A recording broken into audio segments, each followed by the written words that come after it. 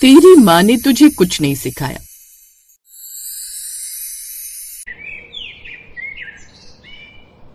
अरे सौम्या बहू, देख तो पूनम बहन तुमसे मिलने आई है।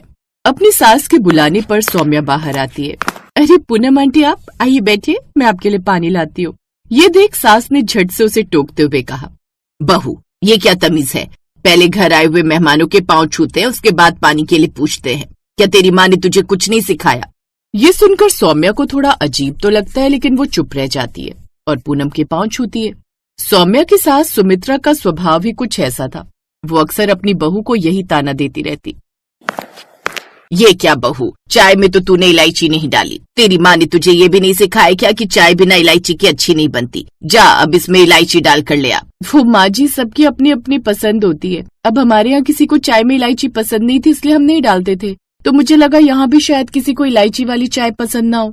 तू ना अपने दिमाग के घोड़े ना ज्यादा मत दौड़ाए कर। ये तेरा मायका नहीं ससुराल है, और अब तुझे यहाँ की पसंद का ख्याल रखना चाहिए। खैर, मैं तुझे बताना भूल गई, 2 दिन बाद मैंने घर में कथा रखवाई है। पंडित जी को भी बोल दिया है, शाम को अर्जुन ऑफिस से आएगा तो उसके साथ जाकर सामान ले आऊंगी। और हाँ, हमारे यहाँ कथा के लिए कसार का प्रसाद नई बहुओं के हाथ से ही बनता है, तो तू बढ़िया सा प्रसाद बना दिया उस दिन। जी माँ जी।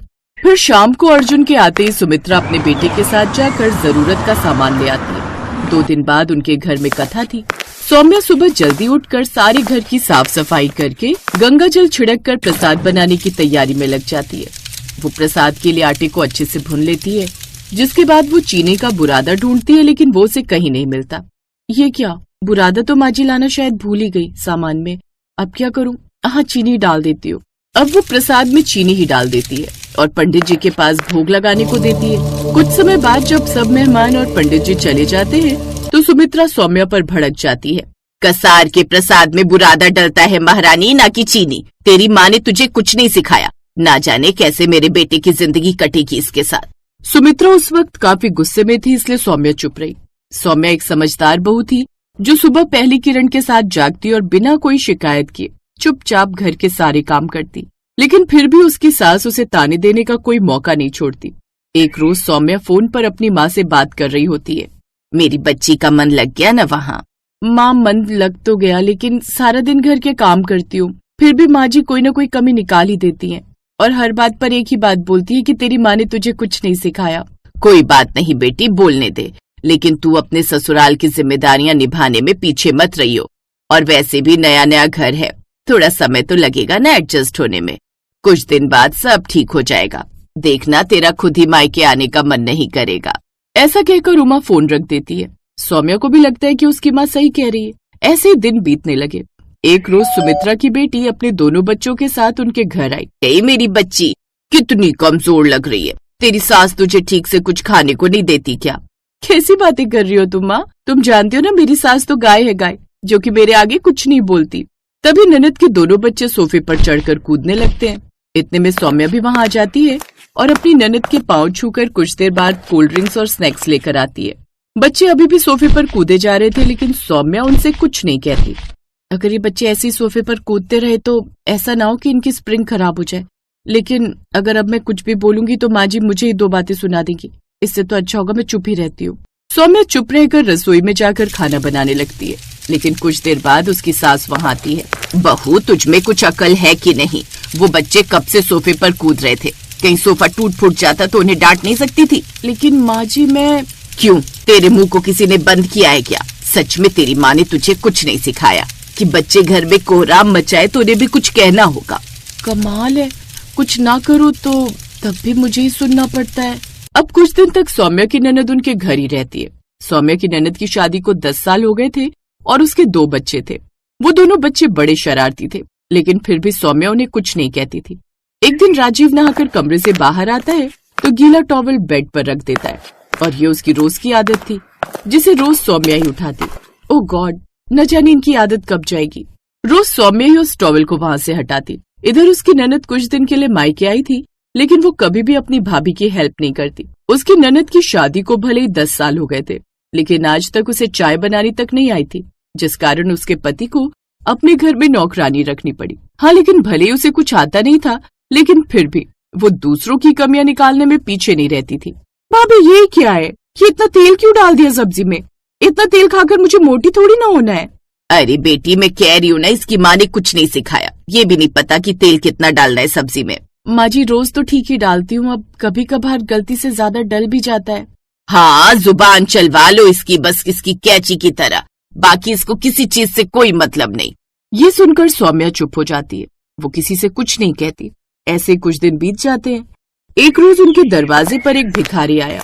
बेटी, कुछ खाने को दे दे, 2 दिन से कुछ नहीं खाया, पेट में बड़े जोरों की भूख लगी है, कुछ खाने को दे दे। हाँ हाँ बाबा, आप बस थोड़ी देर रुकिए, मैं अभी गर्मा गर्म रोटी बना कर लाती हूँ। अरे ये क्या बाबा, ये आपके पैरों में छाले कैसे पड़े हुए हैं? आपने तो पैरों में चप्पल ही नहीं पहनी। जिसके पास खाने को कुछ ना हो, जेब में 1 रुपया तक ना हो, उसके पास भला चप्पल के पैसे कहाँ से आएंगे? अच्छा कोई बात नहीं, मेरे पास इनकी पुरानी चप्पल रखी हुई है, मैं वही दे दूंगी। कुछ देर बाद सौम्या 4 रोटी और सब्जी उस बाबा को खाने को देती है, जिससे उसका पेट भर जाता है। साथ ही उसे अपनी पति की पुरानी चप्पल भी पहनने को देती है। ये लीजिए बाबा, इन्हें आप पहन लीजिएगा। लेकिन तभी उसकी सास और ननद जो बाजार गई हुई थी वहाँ से लौट आती हैं। अरे अरे अरे, ये क्या, हम जरा बाजार क्या गए, ये महारानी तो घर लुटाने पर ही आ गई। तुझ में इतनी भी अकल नहीं है कि ऐसे ही एक एक चीज लुटाती रही ना तो एक दिन ये घर कंगाल हो जाएगा, और बूंद बूंद जोड़ कर ही घड़ा भरता है। क्या तेरी माँ ने इतना भी नहीं सिखाया? लेकिन अब बात बर्दाश्त से बाहर हो चुकी थी। हर बात पर अपनी माँ के लिए ताना सुनना आखिर सौम्या कब तक बर्दाश्त करती? और फिर इतने दिनों से उसके अंदर का जो ज्वालामुखी था वो फूट पड़ा। आपने बिल्कुल ठीक कहा माँ जी, मेरी माँ ने मुझे ये नहीं सिखाया कि जब कोई बड़ा बदतमीजी से बात करे तो आपको उससे कैसे बदतमीजी से बात करनी चाहिए, बल्कि वो तो यही सिखाती रही कि चाहे छोटा हो या बड़ा, आपको उससे हमेशा तमीज से ही बात करनी चाहिए। मेरी माँ ने मुझे ये भी नहीं सिखाया कि जब पति गीला टॉवल बिस्तर पर रख दे तो उसे बार बार उठाने की बजाय पति को ऐसा सबक सिखाना चाहिए कि वो दोबारा ये गलती न करे। और मेरी माँ ने मुझे ये भी नहीं सिखाया कि जब आपकी ननद घर आए तो उसकी शादी को भले ही 10 साल हो गए हो, लेकिन उसे एक चाय तक उबालनी नहीं आती, लेकिन वो दूसरों के बनाए हुए खाने में कमियां निकालना बखूबी जानती है, लेकिन फिर भी उसे पलटकर कोई जवाब दे देना ये भी मेरी माँ ने नहीं सिखाया। कि तुम्हारी सास जो सारा दिन काम करने के बावजूद भी तुम्हें कितने भी ताने मार ले, लेकिन फिर भी उसे कुछ नहीं कहना, बल्कि उनकी दिन रात सेवा करने की बजाय उन्हें पलटकर जवाब देना, ये भी माँ ने नहीं सिखाया मुझे। वो बेचारी तो बस हमेशा यही सिखाती रही कि अपने ससुराल को संजोकर प्यार से रखना। ये सब सुनकर उसके पति, सास और ननद को अपनी गलती का एहसास होता है, और उस दिन के बाद वो सभी अपनी अपनी आदतें सुधार लेते हैं। साथ ही उसकी सास भी अब उसे कभी कोई ताना नहीं देती।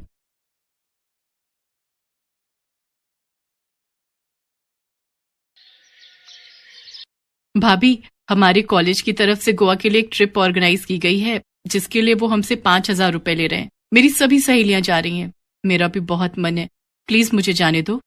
हे राम, 5,000 रुपए! इतने में तो मैं महीने भर का राशन भरवा लूं। कोई जरूरत नहीं है कहीं जाने की, चुपचाप से घर पर रहो और घर के कामकाज में मेरी मदद करो। ये लो, जल्दी से इन कपड़ों को प्रेस कर दो। लेकिन भाभी, अभी तो मुझे कॉलेज के लिए देर हो रही है, मैं शाम को आकर सारे कपड़े प्रेस कर दूंगी। अरे, पढ़ लिख के कौन सी तू कलेक्टर बन जाएगी? शादी के बाद चूल्हा चौका ही तो संभालना है। चल, अब जल्दी से सारे कपड़े प्रेस कर दे। इसके बाद बेचारी शिवानी उस दिन कॉलेज न जाकर सभी कपड़ों को प्रेस करने लग जाती है। शिवानी जब 8 साल की थी तभी उसके माता पिता का देहांत हो गया था। वो अपने भैया भाभी के साथ रहती थी। उसके भैया भाभी उसके साथ अच्छा बर्ताव नहीं करते थे। अगले दिन सुबह जब शिवानी कॉलेज जाती है तो वहाँ उसका बेस्ट फ्रेंड आकाश उससे पूछता है, अरे शिवानी, कल तुम कॉलेज क्यों नहीं आई? पता है मैं कितनी देर तक तुम्हारी राह देखता रहा। बस यूं ही आकाश, एक्चुअली वो घर में काम ज्यादा था। काम ज्यादा था या फिर तुम्हारी भाभी नहीं चाहती थी कि तुम कॉलेज जाओ? हाँ आकाश, दरअसल मेरी भाभी ने मुझे आने नहीं दिया। वो नहीं चाहती कि मैं कॉलेज जाऊं और पढ़ाई करूं। अगर मैं घर पर पढ़ना भी चाहूं तो वो कोई ना कोई बहाना बनाकर मुझे काम में लगा देती है। तो तुम उनकी शिकायत अपने भैया से क्यों नहीं करती? भैया से कहकर कोई फायदा नहीं है, वो भी भाभी की तरह हर समय मुझसे लड़ते रहते हैं। अपनी शादी से पहले तो वो मुझे बहुत प्यार करते थे, लेकिन जब से भाभी उनकी जिंदगी में आई है तब से वो बिल्कुल ही बदल गए। शिवानी का उदास चेहरा देखकर आकाश दुखी हो जाता है, क्योंकि वो शिवानी को दिल ही दिल में बहुत चाहता था, लेकिन शिवानी इस बारे में कुछ नहीं जानती। फिर तभी कॉलेज की बेल बजती है और आकाश हंसते हुए शिवानी से कहता है, अरे जल्दी चलो, त्रिपाठी सर का लेक्चर शुरू होने वाला है। अगर देर हो गई ना तो उनका बर्ताव हमारे लिए खराब हो जाएगा। इसके बाद शिवानी और आकाश जोर जोर से हंसने लगते हैं और लेक्चर अटेंड करने के लिए क्लास में चले जाते हैं। ऐसे ही कुछ दिन बीत जाते हैं। फिर एक दिन आकाश शिवानी को अपनी कार में उसके घर छोड़ने चला जाता है, लेकिन गाड़ी से उतरते हुए नैना उसे देख लेती है और शिवानी के घर पहुंचते ही कहने लगती है, ये कोई वक्त है घर आने का? तुम्हारे अंदर कुछ शर्म बची है या नहीं? भाभी, आप इतना नाराज क्यों हो रही हो? 1 घंटा ही तो लेट हूँ। आप तो ऐसे चिल्ला रही हैं जैसे 2 दिन से कहीं गायब हूँ। मुझसे जुबान लड़ाती हो? अगर आज तुमसे 1 घंटे का हिसाब नहीं लिया ना, तो कल से 2-2 दिन भी गायब रहने लगोगी। अब जो मैं पूछ रही हूँ उसका सीधा सीधा जवाब दो। भाभी, कल से मेरे एग्जाम शुरू होने वाले हैं, तो लाइब्रेरी में बैठकर पढ़ाई कर रही थी। घर पर तो आप मुझे पढ़ने नहीं देती, किसी न किसी काम में लगाए रखती हैं। अच्छा बेटा, जुबान तो कैंची की तरह चलती है तुम्हारी। आखिर कौन था वो लड़का जो तुम्हें यहाँ छोड़ने आया था? वो मेरे कॉलेज में मेरे साथ ही पढ़ता है। आज पढ़ाई के चक्कर में थोड़ा लेट हो गई थी, इसलिए वो मुझे घर ड्रॉप करने आया था। आजकल बड़े पंख लगे हुए हैं तुम्हारे। आज किसी के साथ रात को घर आई हो, कल किसी के साथ शादी करके आ जाओगी, तो क्या इज्जत रह जाएगी हमारी? आने दो तुम्हारे भैया को, उन्हें भी तो पता चले क्या गुल खिला रही है उनकी बहना। शिवानी नैना को समझाने की बहुत कोशिश करती है कि जैसा वो सोच रही है ऐसा कुछ भी नहीं है, लेकिन नैना शिवानी की एक नहीं सुनती और अपने पति मयंक के घर आते ही शिवानी के खिलाफ उसके कान भर देती है। अगली सुबह शिवानी जैसे ही तैयार होकर कॉलेज के लिए निकलने लगती है, तभी मयंक उसे रोकते हुए कहता है, शिवानी, आज से तुम कॉलेज नहीं जाओगी। लेकिन क्यों भैया, आज तो मेरा एग्जाम है। अरे बहुत कर ली तुमने पढ़ाई, अब घर पर रहकर घर के कामकाज सीखो। इससे पहले कि तुम हमें कहीं मुंह दिखाने लायक नहीं छोड़ो, उससे पहले ही हम तुम्हारी शादी कर देंगे। शादी? इतनी जल्दी भैया? नहीं भैया, जब तक मैं पढ़ाई पूरी नहीं कर लेती तब तक मैं शादी नहीं करूंगी। शिवानी, तुम्हें पता है ना, मैंने एक बार जो फैसला ले लिया सो ले लिया। कल शाम तुम्हें देखने लड़के वाले आ रहे हैं, तुम तैयार रहना, हम जल्द ही तुम्हारी शादी कर देंगे। शिवानी अपने भाई को समझाने की बहुत कोशिश करती है, लेकिन मयंक उसकी बिल्कुल नहीं सुनता। और उधर कॉलेज में बैठा आकाश कब से शिवानी की राह देख रहा होता है। एग्जामिनेशन हॉल में शिवानी के न आने के कारण आकाश भी वहां से बिना पेपर दिए ही चला जाता है। एग्जाम खत्म होने के बाद शिवानी और आकाश की दोस्त निधि आकाश के पास आकर बैठती है और उससे कहती है, आकाश तुम पागल हो गए हो क्या, जो बिना पेपर दिए आ गए? निधि यार, आज शिवानी कॉलेज नहीं आई, मुझे कुछ ठीक नहीं लग रहा। क्या तुम उसके घर जाकर पता कर सकती हो कि आखिर बात क्या है? हाँ, क्यों नहीं, चली जाऊंगी मैं, लेकिन ये तो बताओ, जब तुम शिवानी से इतना प्यार करते हो तो उसे बोल क्यों नहीं देते? हाँ, तुम सही कह रही हो। अच्छा, उसको जाकर बोलना कि कल सुबह मुझे पहाड़ी वाले मंदिर पर मिले। इसके बाद निधि सीधा शिवानी के घर जाती है और उसे आकाश का मैसेज दे देती है। अगले दिन सुबह शिवानी आकाश से जाकर मंदिर में मिलती है और रोते हुए उससे कहती है, आकाश, मेरे भैया भाभी जबरदस्ती मेरी शादी एक अनपढ़ तलाकशुदा मर्द के साथ कर रहे हैं, और तो और उसके 2 बच्चे भी हैं। क्या? लेकिन वो ऐसा क्यों कर रहे हैं? क्योंकि उसके पास बहुत पैसे हैं और उन्हें लगता है कि अगर मेरी शादी अमीर घर में हो जाएगी तो उन्हें भी किसी चीज की कमी नहीं होगी। निधि ने मुझे सब बता दिया है और अब इस दलदल से निकलने का सिर्फ एक ही रास्ता है कि तुम अपने भैया भाभी का घर छोड़ दो। लेकिन फिर मैं कहाँ जाऊंगी? भैया के अलावा इस दुनिया में मेरा है ही कौन? तुम मेरे घर चलो शिवानी, मैं सच कह रहा हूँ, मैं तुम्हें कभी किसी चीज की कमी नहीं होने दूंगा। लेकिन आकाश, तुम्हारे घर पर इस तरह रहना, लोग क्या कहेंगे? तुम्हारे घर वाले क्या सोचेंगे? नहीं, मुझे ठीक नहीं लग रहा। शिवानी, आज हम मंदिर में खड़े हैं और मैं भगवान के सामने तुमसे कुछ भी झूठ नहीं कहूंगा। मैं तुम्हें बहुत प्यार करता हूँ और जिंदगी भर तुम्हारे साथ रहना चाहता हूँ। क्या तुम मुझसे शादी करोगी? शिवानी, मैं भगवान को साक्षी मानकर उम्र भर तुम्हारा साथ निभाने का वादा करता हूँ। तुम्हें हर हाल में खुश रखूंगा और हमेशा तुम्हारा साथ दूंगा। आकाश की बात सुनते ही शिवानी दंग रह जाती है और कुछ कह पाती उससे पहले ही आकाश कुमकुम उठाता है और उससे शिवानी की मांग भर देता है। आकाश की बातों ने शिवानी का मन भी जीत लिया। शायद उसे जिंदगी में पहली बार किसी ने इतना प्यार दिया था और वो राजी खुशी आकाश के साथ मंदिर में अग्नि को साक्षी मानकर शादी कर लेती है। शादी करने के फौरन बाद शिवानी आकाश के साथ अपने घर पहुंचती है तो उसकी भाभी उसको देखते ही जोर जोर से छाती पीटने लगी। हाय राम, ये क्या कर डाला इस लड़की ने, हमें कहीं मुंह दिखाने लायक नहीं छोड़ा। जिस बात का डर था वही हुआ, इस लड़की ने हमारे मुंह पर कालिक पोत दी। अच्छा, जब तुम पैसों की खातिर मेरी उस तलाकशुदा बच्चों के पिता से शादी करवाने जा रहे थे तब कुछ नहीं, और अगर मैंने अपनी पसंद के लड़के से शादी कर ली तो तुम्हारे खानदान की इज्जत मिट्टी में मिल गई। शिवानी, ये तुमने अच्छा नहीं किया, अब निकल जाओ मेरे घर से और फिर कभी मुझे अपनी शक्ल भी मत दिखाना। आज से तुम हमारे लिए मर गई। मर तो मैं आपके लिए उसी दिन गई थी भैया जिस दिन भाभी ब्याह कर इस घर में आई थी। बस ये बात कहने में आपको कई साल लग गए। इसके बाद आकाश शिवानी को अपने घर लेकर जा रहा होता है। तभी गाड़ी में बैठी शिवानी आकाश से पूछती है, आकाश तुम्हें डर नहीं लग रहा? मुझे तो बहुत डर लग रहा है। ना जाने तुम्हारे मम्मी पापा क्या कहेंगे, पता नहीं वो हमारे रिश्ते को अपनाएंगे भी या नहीं। तुम घबराओ नहीं शिवानी, ऊपर वाले ने चाहा तो सब ठीक ही होगा। घर पहुंचते ही आकाश गाड़ी से उतरता है और शिवानी की तरफ का गेट खोलते हुए उसे बाहर आने के लिए कहता है। शिवानी घबराई हुई धीरे धीरे घर के दरवाजे तक जाती है तो देखती है कि एकदम से उनके ऊपर फूलों की बारिश होने लगती है और उसकी सास हाथ में आरती की थाल लिए खड़ी होती है। शिवानी ये सब देखकर दंग रह जाती है। आकाश के मम्मी पापा ने बहुत ही अच्छे से शिवानी का स्वागत किया और तोहफे के रूप में उसे सोने के गहने भी दिए। इसके बाद शिवानी और आकाश ने माता पिता के पैर छूकर उनका आशीर्वाद लिया। फिर शिवानी ने आकाश से पूछा, आकाश अब तो बता दो ये सब क्या हो रहा है? तुम्हारे मम्मी पापा गुस्सा होने की जगह हमारी आरती उतार रहे हैं। मुझे तो कुछ समझ नहीं आ रहा। बताता हूँ बाबा, सब बताता हूँ। दरअसल मैंने अपने माता पिता को तुम्हारे बारे में पहले ही बता दिया था और उन्होंने ही मुझसे कहा था कि मैं आज ही तुमसे शादी कर लूं और तुम्हें उनकी बहू बनाकर इस घर में ले आऊं। और ये सब तैयारी, ये भी उन्हीं का ही आइडिया था। ओहो, तो इसीलिए मंदिर में मेरे जवाब का इंतजार किए बिना ही तुमने मेरी मांग में सिंदूर भर दिया, ताकि मेरे पास मना करने का कोई कारण ही ना रहे। हाँ, मेरे मम्मी पापा सुबह से इन सब तैयारियों में लगे हुए थे। उन्होंने ही घर को सजाया, तुम्हारे मेरे लिए गिफ्ट लेकर आए और ये फूलों वाला आइडिया, ये भी उन्हीं का ही था।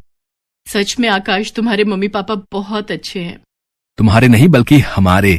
आज से वो तुम्हारे भी तो मम्मी पापा हैं। हाँ, हमारे मम्मी पापा बहुत अच्छे हैं। इसके बाद दोनों ने अपनी ग्रेजुएशन पूरी की और फिर दोनों की ही MNC कंपनी में नौकरी लग गई।